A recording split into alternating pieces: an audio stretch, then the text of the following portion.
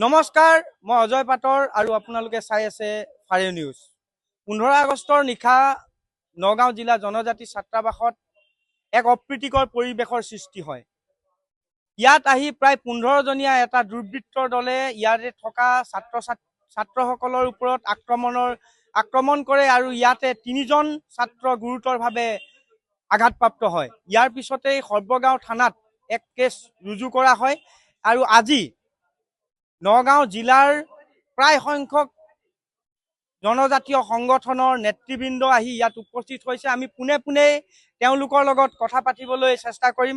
আমাৰ লগত আছে সদৌতিৱা ছাত্ৰ সন্থাৰ সভাপতি প্ৰশান্ত মচৰং ডাঙৰীয়া।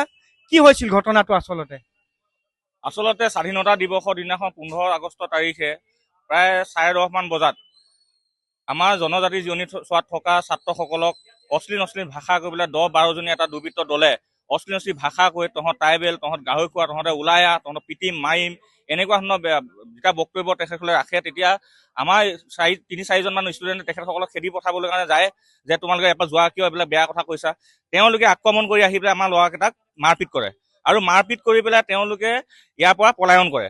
আৰু আমি পিছদিনাখন গম পাই পেলাই যোৱাকালি হয়বঙা আৰক্ষী ভাৰপ্ৰাপ্ত বিষয়াক আমি এখন এজাহাৰ দাখিল কৰিছো। এই এজাহাৰ দাখিল কৰাৰ পাছতো কিন্তু আজিলৈকে এজনো কাল্পিতক তেওঁলোকে কৰায়ত্ব কৰিব পৰা নাই। এতিয়া ইতিমধ্যে এটা খবৰ আহিছে যে এজন দুৰ্বৃত্তক সৰ্বগাঁও আৰক্ষীয়ে তেওঁলোকক আটক কৰিছে বুলি এটা খবৰ আহিছে। আমি এই খবৰটো পাইছো। ইতিমধ্যে হয়বঙা আৰক্ষী বিষয়া আহি পেলাই ইয়াৰ পৰা আমাৰ ষ্টুডেণ্ট এজনক লৈ গৈছিল আৰু লৈ গৈ পেলাই তেওঁক চিনাক্ত কৰিছে। এজন কিবা কাপোৰ দোকানী আছিল বুলি কৈছে মৰিগাঁও চিণ্ডিকেটত। তেওঁক ইতিমধ্যে কৰায়ত্ব কৰিছে বুলি কৈছে আৰু তেওঁৰ পৰাই গোটেই তথ্যটো ওলাব তাত কোন জড়িত হৈ আছিলে।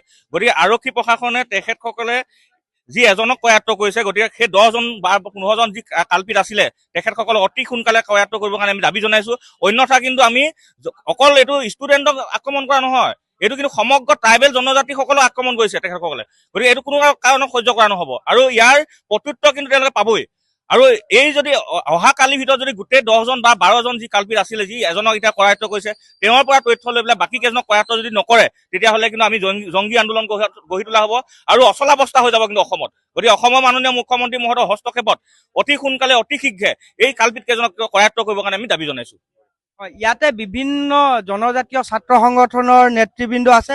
মই আমাৰ ৰাভা ছাত্ৰ সন্থাৰ বিষয়ববীয়াকো দেখিছো। ৰাভা ছাত্ৰ সন্থাৰ বিষয়ববীয়াৰ লগত আমি কথা পাতিবলৈ চেষ্টা কৰিম যে কি হৈছিল ঘটনাটো। যিহেতু জনজাতি জিৰণি চৰা আশ্ৰয়স্থল, ইয়াত বিভিন্ন স্থানৰ পৰা অহা জনজাতীয় ছাত্ৰসকলৰ সুবিধাৰ কাৰণে এইটো জনজাতীয় ছাত্ৰাবাস, ইয়াতে আক্ৰমণ। আকৌ 15 আগষ্টৰ দিনাখন ড্ৰাই ডে আছিল আৰু নিচাসক্ত অৱস্থাত আহি দুৰ্বৃত্তৰ দলটোৱে আক্ৰমণ কৰিছিল। কি ক'ব?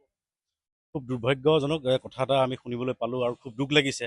আৰু বিশেষকৈ বৰ্তমান চৰকাৰখন জনজাতিৰ ওপৰত যিটো ৰক্ষা কৰাৰ কথা কয়, সেইখিনি সময়ত আমি দেখিবলৈ পাইছোঁ আমাৰ জনজাতিসকল ক'ৰবাত নহয় ক'ৰবাত আমি আজি বহু কিছুমান অসুবিধাৰ সন্মুখীন হ'ব লগা হৈছে। ধৰক আজি জনজাতি জিৰণি চৰা দিয়াতে আক্ৰমণ নহয়, এটা সমগ্ৰ অসমতে এটা জনজাতিসকলৰ ওপৰত আক্ৰমণ মই অনুভৱ কৰিছোঁ। এইটোৰ কাৰণে অনুভৱ কৰিছোঁ কাৰণ তেওঁলোকে ইমান সাহস আৰু তাতে ষ্টুডেণ্টক ইয়াতে আক্ৰমণ কৰিছে। গতিকে মই আপোনাৰ চেনেলৰ মাধ্যমেৰে উপায়ুক্ত মহোদয়ক অতি সোনকালে দোষীক কৰায়ত্ব কৰি জেল হাজতলৈ প্ৰেৰণ কৰিবলৈ মই আশা ৰাখিছোঁ। হয়, একেমুখে জনজাতীয় সংগঠনৰ নেতৃবৃন্দই কৈছে যে এয়া কেৱল এটা ছাত্ৰাবাসৰ ওপৰত আক্ৰমণ নহয়, এয়া জনজাতীয় সত্তাৰ ওপৰত আক্ৰমণ, এয়া জনজাতীয় লোকৰ ওপৰত আক্ৰমণ। যদিহে চৰকাৰ প্ৰশাসনে, নগাঁও জিলা প্ৰশাসনে দুখীসকলক কৰায়ত্ব কৰি জেল হাজতলৈ প্ৰেৰণ নকৰে, তেতিয়াহ'লে কিন্তু ইয়াত জংগী আন্দোলন গঢ়ি তোলাৰ হুংকাৰ দিছে।